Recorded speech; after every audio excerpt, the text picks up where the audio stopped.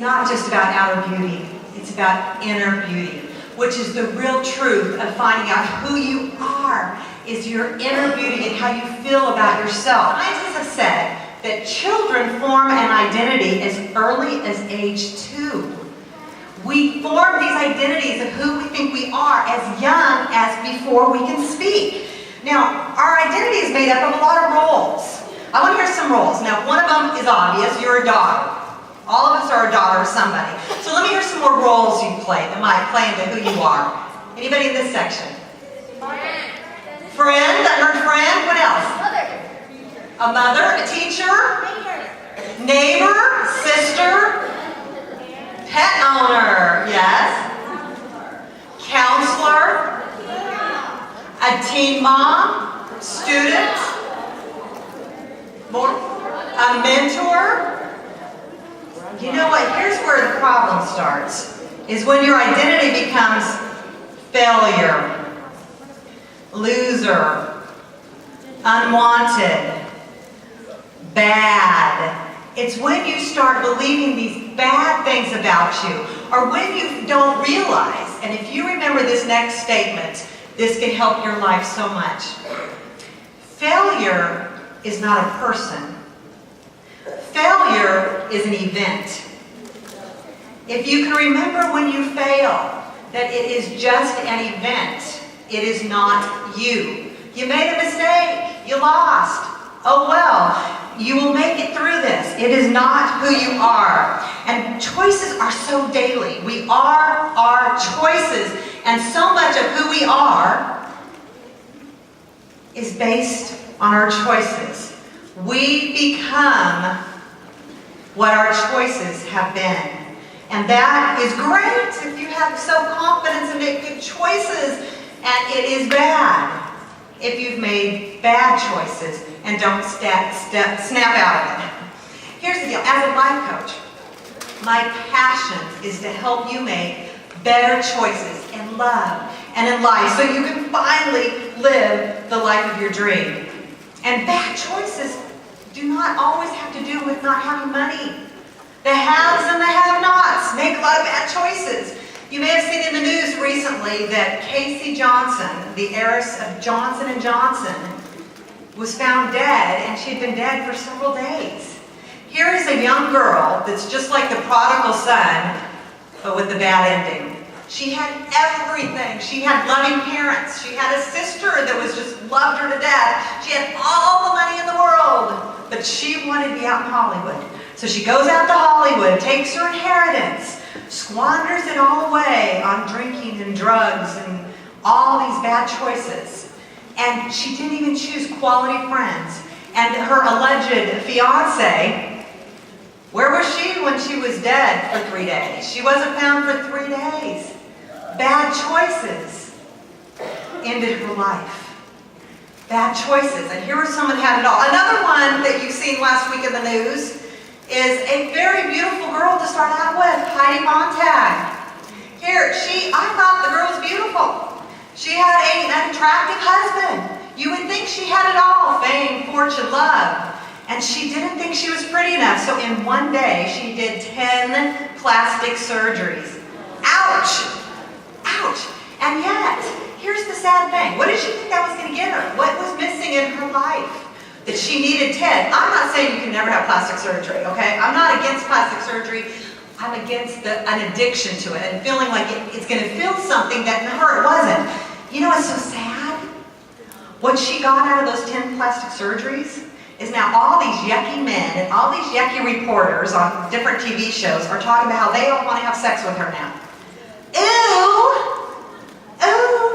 What result is that? No one is going on, oh, we have more respect for Heidi. Oh, she's a good actress. Let's give her quality roles. Whatever she was trying to get out of that was not bringing more love to her. It was turning her into literally an object. There's a book out called Unhooked. And moms, if you want to get a reality checked, get this book called Unhooked. It's not a pretty picture. It tells you what's really going on with girls out there right now, the promiscuity and what's going on. But here's the deal. None of it shocked me. But what's interesting is 100% of the girls in this book that were interviewed had low self-esteem. I mean, some of them came, this is what I want the moms to hear. Some of them came from good homes of parents that really loved them. They were high-achieving kids of scholarships and everything, but they never talked to their parents about sex. And they were insecure about who they were, so they weren't connecting to anybody. They weren't having the boys pay for their dates. We will talk about that later, but girls, if he ain't paying, it ain't a date. So you need the boys to buy you a soda or something if you're going on a date, if you think it's a date. Anyway, it's all about falling in love with you.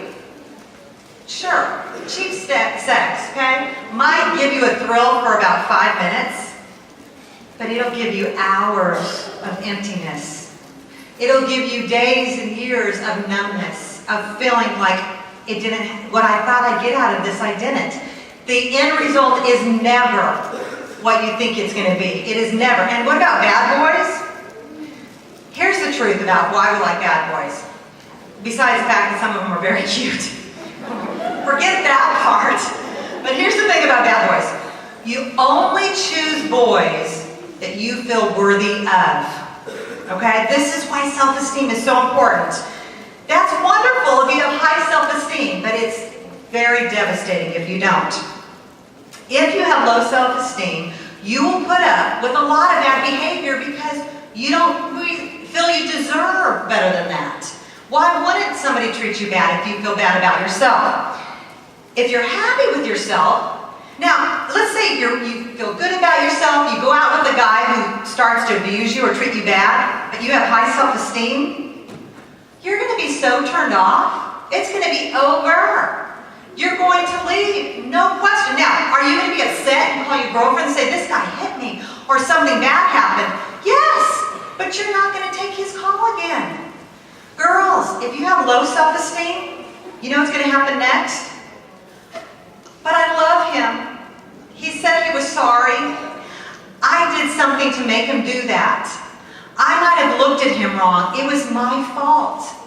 If you have bad self-esteem, you will put up with abuse. And I want you to know it's really a sad statistic. Do you know 1 in 5 girls, 1 in 5 women in the state of Texas have been assaulted by a boy? That means in this room, every 5 people, 1 of you have had a boy touch you in a way you didn't want him to. Or you had an adult boy hit you, or something has happened to you that you didn't want. That's a lot of us in this room. If you have self-esteem, you won't put up with it. You won't feel bad the next day and say, it was my fault, I did something. And until you get help. That's why I love that we have all these ladies with these flowers on today that are all licensed counselors that can talk to you, and there's other people that can talk to you. If you don't get help, if you've been abused, or if you feel really bad about yourself, this is what's going to honestly happen in your life. And it's psychological, but that's what happened. We only put up, or go for, or are attracted to what is normal to us, not what we want. So until you know what you want and to know what you would like, then unconsciously, you're going to gravitate over to somebody that's going to treat you. Perhaps if you have bad abuse in the home, even if that boy doesn't look anything like an abuser, you will subconsciously pick him out in the room and be attracted to him until you can deal with loving yourself, feeling good about you, so you can say no to bad boys and people that treat you bad.